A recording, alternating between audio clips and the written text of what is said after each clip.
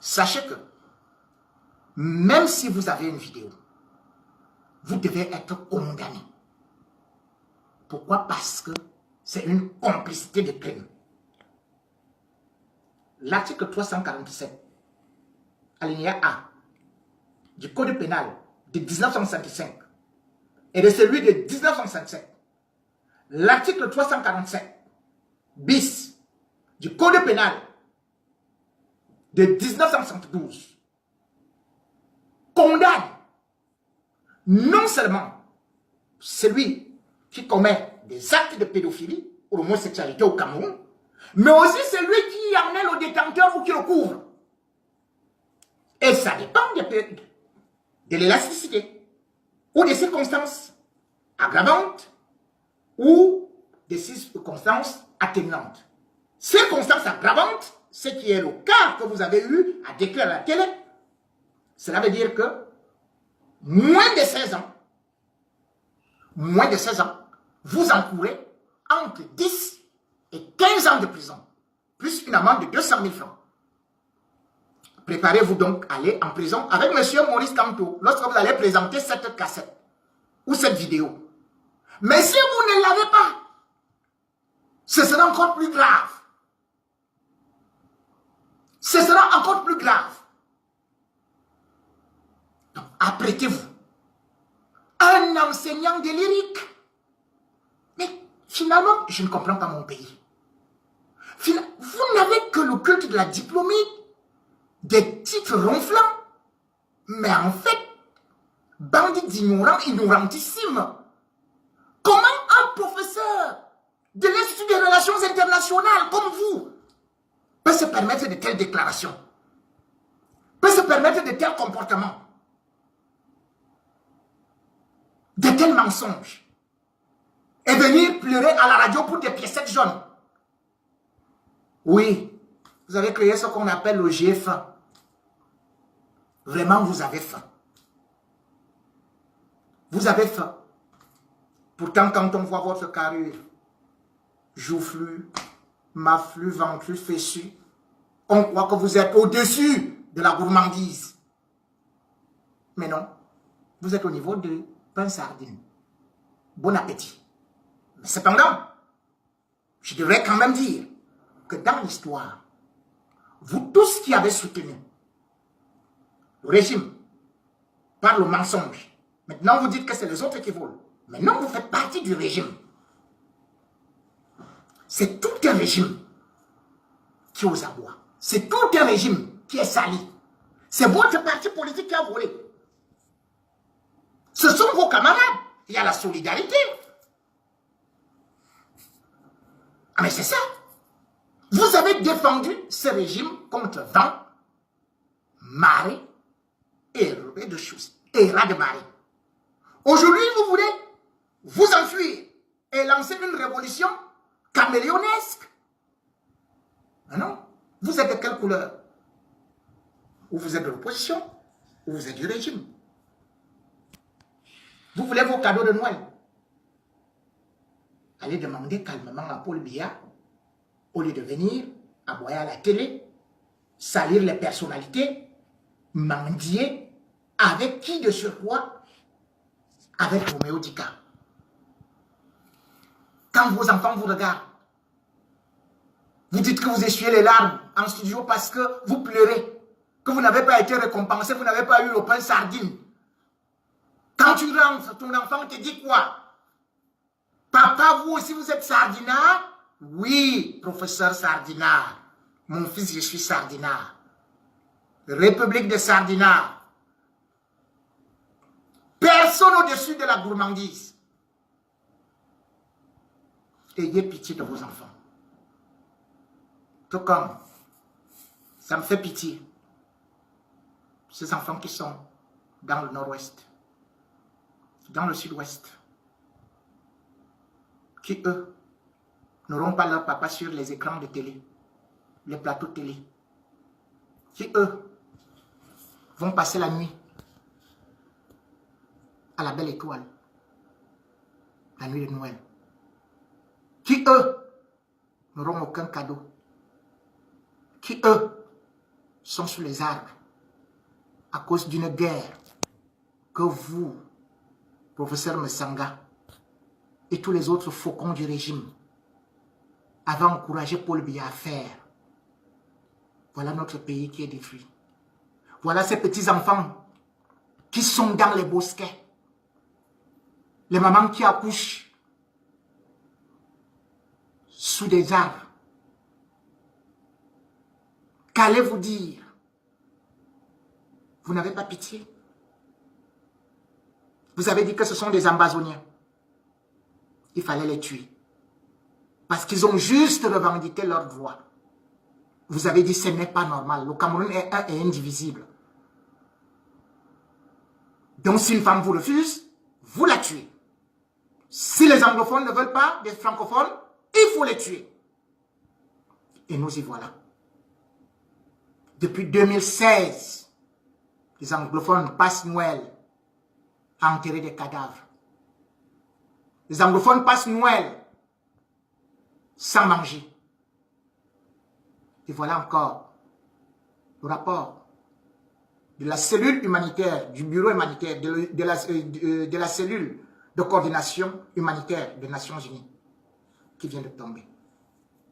Qui nous dit que la guerre que Paul Biya est parti créer dans les régions anglophones a déjà provoqué, touche 4 millions de personnes. Et 1 300 000 personnes sont actuellement sans nourriture, sans maison, sans rien. Qu'il y a 427 000 déplacés déjà au Nigeria. Et que cette guerre va même encore toucher d'autres régions. C'est en train de toucher d'autres régions. C'est-à-dire l'ouest, le littoral. Ça avance comme l'incendie. Ça broie tout sur le chemin. Une guerre qu'on aurait pu éviter. Et lorsqu'on demande de négocier, Paul Biya jongle, il va à gauche, il va à droite, parce que vous avez dit qu'il pouvait gagner cette guerre. Et là, on voit un communiqué qu'on libère 289 anglophones. Le communiqué est signé Mbongo. L'exécution est faite par le ministre de la Défense. Soyons sérieux. Un décret présidentiel pour amnistier des gens, un décret pour amnistier des gens est signé du chef de l'État. Les Camerounais n'ont jamais élu Ngongo plutôt, voulais-je dire. Ils n'ont jamais élu Ngongo, président de la République. Ils n'ont jamais élu Betia Somon, qui est ministre de la Défense, président de la République. Un président de la République qui est incapable de prendre une décision et de signer. On envoie un communiqué.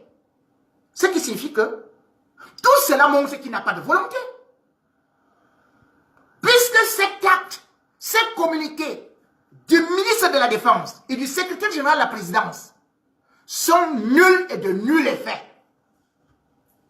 Et par ailleurs, vous avez vu, le porte-parole de l'Amazonie, des forces amazoniennes, Tanko Evo, qui a bel et bien dit qu'il rejetait cela.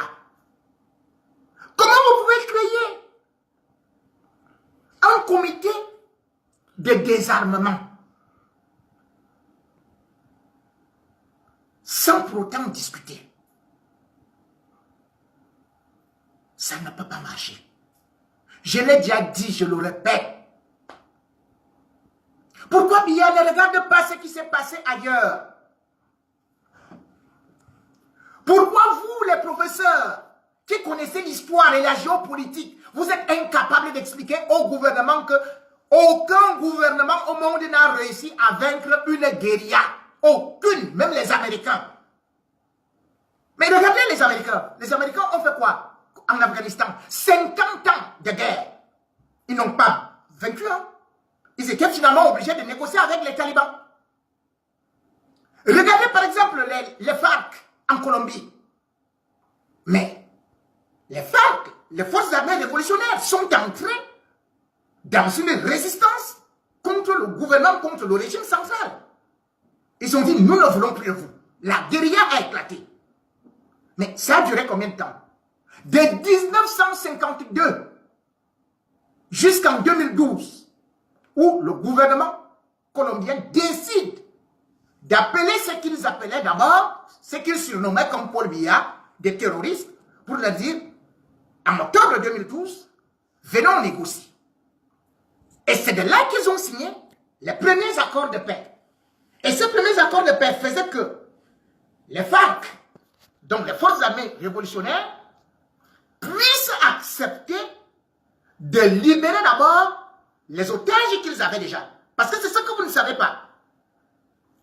C'est-à-dire que plus le conflit va durer, plus les forces de l'Amazonie vont attraper des otages, comme les FARC, qui avaient déjà 500 otages civils et qui avaient déjà 90 personnes politiques, dont Eliane Bettencourt, qui était française et qui voulait être candidate à l'élection présidentielle.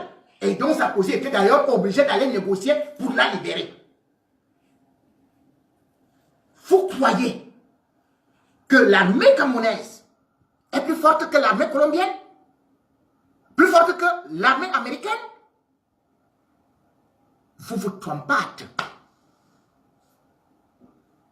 Quand vous voyez ce qui s'est passé en Namibie, c'est la même chose. Pour le désarmement, on a utilisé une force neutre de l'ONU pour venir désarmer les 10 000 combattants. Mais ils avaient commencé combien en Namibie? Ils étaient 500, 500 000, 2 000, 3 000, 4 000, 5 000, 10 000. Donc sachez que ce sera comme ça dans les régions du nord-ouest et du sud-ouest. Tant que vous allez utiliser la force, la ruse, on ne pourra pas. Seuls les Camerounais perdent. Le Sénégal a voulu engager un tel plan de fer contre la Casamance en envoyant son armée bombarder la base Casamance. C'était en 1982, quand Paul Biya arrivait au pouvoir. Mais jusqu'à présent, ils sont en train de négocier la paix. Et c'est ça qui a fait du calme actuellement en Casamance. Mais tant que le régime sénégalais voulait utiliser la force, eh bien, eux aussi, les Casamançais, utilisaient la violence. La violence appelle la violence. On ne peut pas combattre son peuple avec des armes. On ne peut pas finir une guérilla avec des armes. Même au Nigeria, chez les Biafrais, il a fallu qu'il y ait des amnisties à gauche et à droite. Pourquoi est-ce que Biya va dire que je vais libérer 289 anglophones sur 1500? C'est sur quelle base? Mais il n'avait qu'à libérer les anglophones, de convoquer une assemblée, ou alors de convoquer plutôt les leaders, pour parler avec eux, pour qu'on aille à une paix. Nous voulons la paix. Je mendie la paix pour mon pays. Je ne voudrais pas que mon pays soit dans la guerre pendant 50 ans. Les guerres de sécession, les guérillas, ça ne finit pas en moins de 50 ans. Je ne voudrais pas voir mon pays totalement épuisé. Je ne voudrais pas voir les Camerounais s'entretuer. Continuer à rester comme ça. Et dire que je vais fêter Noël. Imaginez, M. Biya, si c'est Brenda qui était au front là-bas chez les anglophones, si c'était Junior, si c'était Franck Biya, et qu'on vous annonce qu'il vient de mourir, vous seriez en train de fêter?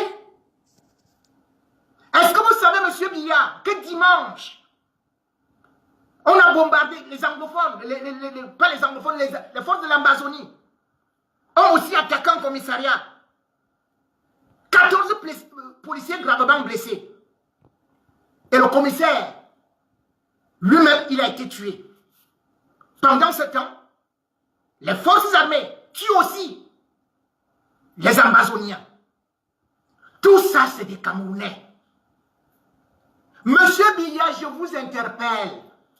Si vous êtes un père de famille, réunissez votre famille. On ne peut pas continuer cette guerre. Monsieur Biya, quel est l'héritage que vous voulez laisser à vos enfants? Que du sang? Monsieur Biya, appelez les évêques, appelez les imams, appelez l'opposition, appelez les séparatistes pour mettre fin à cette guerre. Et puis je vous suggère, pour le prochain gouvernement, vous ne pouvez pas entreprendre quoi que ce soit avec ces gens qui ont des mains trempées de sang. Faites un gouvernement courageux. Trouvez même un premier ministre qui soit un anglophone charismatique ou un homme de la société civile charismatique qui peut jouer le lien entre les anglophones, les francophones, entre l'armée et les séparatistes. Autrement dit, ce sera l'ONU qui va le faire. Et c'est ce que nous ne souhaitons pas. J'interpelle les hommes politiques. Que vous soyez de l'opposition ou du régime, de changer de ton, d'aller à la réconciliation. Aujourd'hui, le régime Biya ne peut plus tenir rien qu'avec le RDPC. Il faut un gouvernement d'union nationale. Que M. Biya prenne, que ce soit des gens de l'opposition, oui, ce ne sera plus la mangeoire, parce qu'il s'agit de préserver les intérêts du Cameroun. Il s'agit de préserver les vies humaines. Il s'agit de préserver tous ces enfants qui sont totalement déjà dans la rue et qui vont se transformer en grands braqueurs, en grands sanguinaires, en grands tueurs. J'interpelle l'Église, le cardinal Toumi, Monseigneur Cléda, d'intervenir. Ne laissez pas pourrir la situation. Je demande à tout homme politique, qu'il soit de gauche, de droite ou du centre, il ne s'agit plus de soutenir Biya. Il a 86 ans.